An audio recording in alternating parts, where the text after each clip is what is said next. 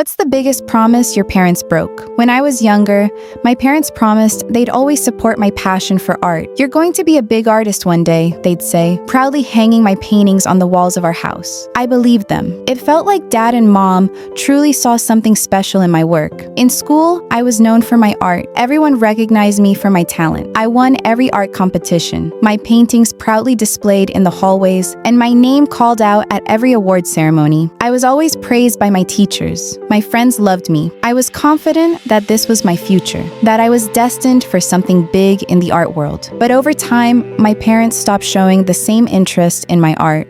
They stopped attending my competitions. My paintings, once hanging proudly in our house, no longer had a place on the walls. They didn't even look at the trophies I'd won. The praise I once received for my talent faded away. When it was time to apply for colleges, I dreamed of going to an art school, but that's when everything changed. One evening, Dad sat me down and said, "Art isn't a real career, and you need to be realistic. You need to think about your future," Mom added. "We're not paying for art school," Dad said flatly. "You need to be realistic." My heart sank. This wasn't the dream I'd worked so hard for. My parents pushed me into business school, telling me it was the responsible choice. It felt like the dream I'd spent years building had crumbled. I distanced myself from my art friends, couldn't be around them anymore. In business school, I buried my passion for painting completely. I focused on what was expected of me, not what I truly wanted. I stopped painting altogether. I became someone else, someone I didn't recognize. Years passed, and I buried my dreams even deeper. But one night, scrolling through social media, I saw her name. Shirley had won a national art award. I couldn't believe it. The girl who had always come second to me was now the one getting all the recognition. It hurt more than I can explain. It wasn't just that Shirley succeeded, but because I failed. And in that moment, I realized I hadn't just given up my dreams. I had buried them so deep,